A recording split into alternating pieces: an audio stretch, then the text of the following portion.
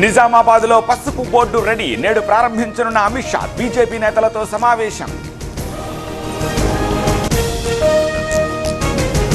కౌలు రైతులకు ఆర్థిక సాయంపై సర్కార్ కసరత్తు. నేడు తుమ్మల అధికారులతో రేవంత్ సమావేశం. ఇందిరమ్మ ఆత్మీయ భరోసా విధి విధానాలపై చర్చ. హోటల్ మేనేజ్మెంట్లో గ్లోబల్ కెరియర్ ప్లాన్ చేస్తున్నారా? అంతర్జాతీయ చదువు ఫారెన్ జాబ్ ఛాన్స్ కోసం ఇండియా నంబర్ 1 హోటల్ స్కూల్ IIHMలో జాయిన్ అవ్వండి.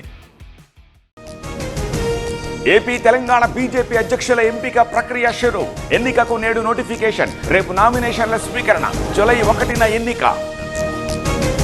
బీజేపీ అధ్యక్ష పదవి అడుగుతా. 1995 నుంచి హిందూ వాహిని కార్యకర్తగా ఉన్న రాజా సింగ్ కీలక వ్యాఖ్యలు.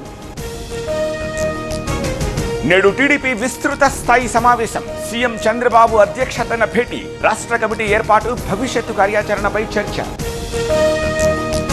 ఉచిత ప్రయాణంపై ఏపీ కసరత్తు. ఆర్థిక భారమైన ఆగస్టు 15 నుంచే అమలు. బస్సులు కొనాలన్న సీఎం చంద్రబాబు. పరిశ్రమల శాఖపై రేవంత్ రెడ్డి సమీక్ష. ఫ్యూచర్ సిటీ భూసేకరణ త్వరగా పూర్తి చేయాలి. 100 రోజుల ప్రణాళిక సిద్ధం చేసుకోవాలన్న సీఎం.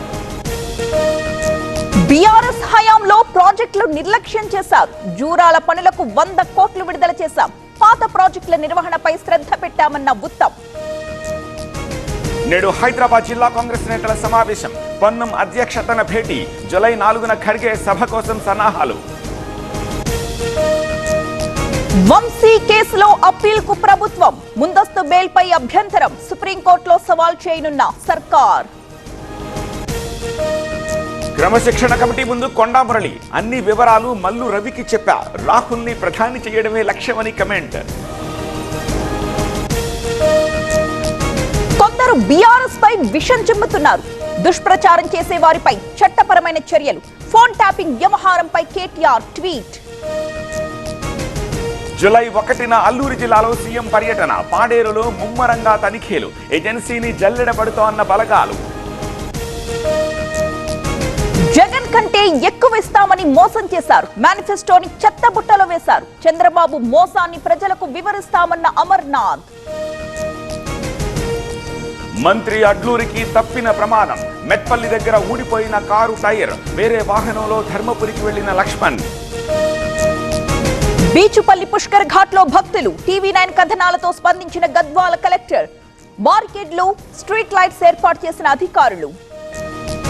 విజయనగరం ఉగ్ర కుట్ర కేసులో దర్యాప్తు. NIకి బదిలీ చేసిన ప్రభుత్వం. ప్రస్తుతం విశాఖ సెంట్రల్ జైల్లో నిందితులు.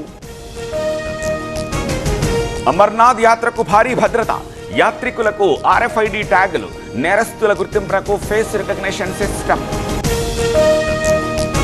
బెంగాల్లో దుమారాన్ని రేపిన గ్యాంగ్ రేప్. కోల్కతాలో బీజేపీ నిరసన. సీఎం మమత రాజీనామాకు డిమాండ్.